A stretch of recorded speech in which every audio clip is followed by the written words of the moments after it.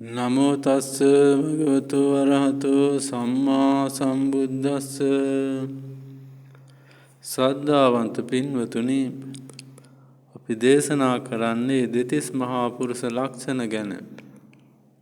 මෙම ලක්ෂණයේ සකස් වෙන්නේ පෙර කරන ලද කර්මයකට අනුව.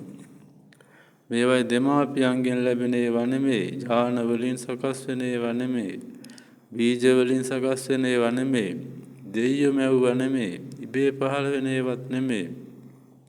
මේවායි කර්මජ රූප, කර්මයට අනුව තමයි උපදවන්නේ, පෙර කරන ලද කුසල චේතනාවලට අනුව. දැන් අර මුලින් කියන ලද දෘෂ්ටි ගත්ත කෙනෙකුට එහෙම මේ රූපය හට ගන්න ආකාරය, කර්මයෙන් හට ගන්න ආකාරය ප්‍රකට වෙන්නේ නැහැ. අර දෘෂ්ටියෙන් වහලා දානවා. ඒ දෘෂ්ටිය දුරු කරන්න වෙනවා, ඒ කර්මය ප්‍රකට වෙන්න නම්. මේ ස්වභාවයත් දැනගන්න වෙනවා. ධර්මය අහද්දි නැත්තම් මෙහෙම මේ අහන ඒවා වචන ටිකක් විතරයි. වචන ටිකක් විතරයි ඇහෙන්නේ, අවබෝධයක් ඒ සකස් වෙන්නේ නැහැ. වචන ටිකකුයි මතකයකුයි විතරක් ඉතිරි වෙනවා. එතකොට එහෙම වෙන්නේ. එතකොට අනාගතයේ මේ වගේ ලක්ෂණ හටගන්න කුසල් වෙන්නේ නැහැ.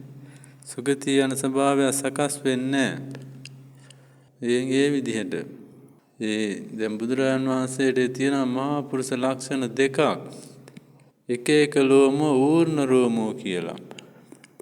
එක එක ලෝම කියන්නේ රෝම කූපයන්ගේ එක රෝමයේ බැගින් තියෙන්නේ. දැන් බොහෝ අයගේ රෝම කූපයන්නේ රෝම දෙකක් තියෙනවා. ඒකට ඒ රෝම එහෙම නෙමෙයි බුදුරජාණන් වහන්සේගේ තියෙන්නේ.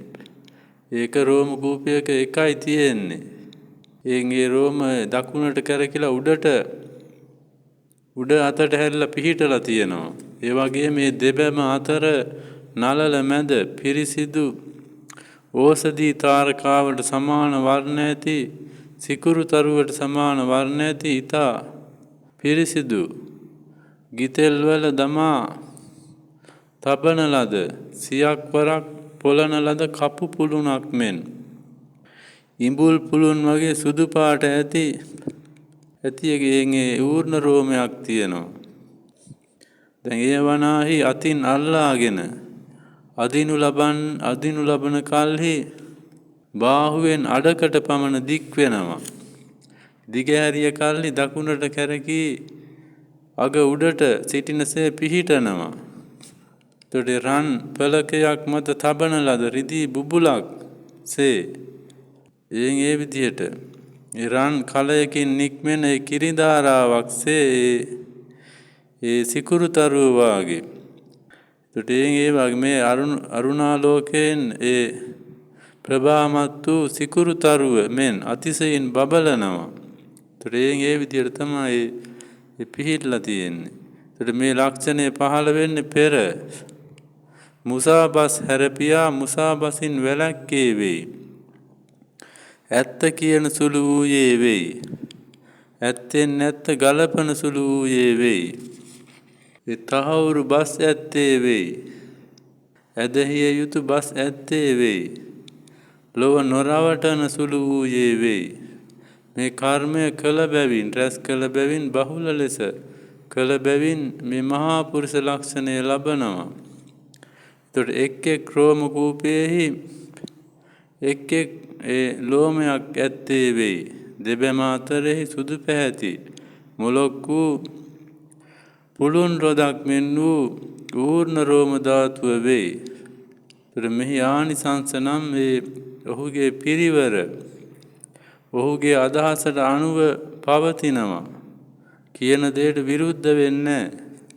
ඒ වගේම බුද්ධත්වයට පත් වුණාම භික්ෂු භික්ෂුණී උපාසක උපාසිකා දිව්‍ය මනුෂ්‍ය ඔහුගේ අදහසට අනුව පවතිනවා. මේක තමයි ආනිසංසය.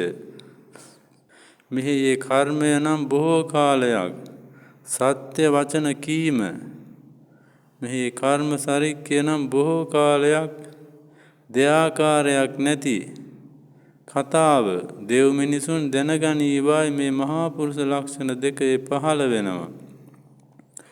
ඒ විදිහට තමයි මහා පුරුෂ ලක්ෂණ දෙක පහළ වෙන්නේ බොරු නොකීමේ ආනිසංස විදිහට. ඒ විදිහට බොරු කියන අයගේ ඒවා බහුල වශයෙන් කරපාගේ රෝම කූපවල රෝම දෙක තුන තියෙනවා. දැන් බුදුරජාණන් වහන්සේගේ බෝසත්යන් වහන්සේගේ එහෙම සකස් වෙන්නේ නැහැ.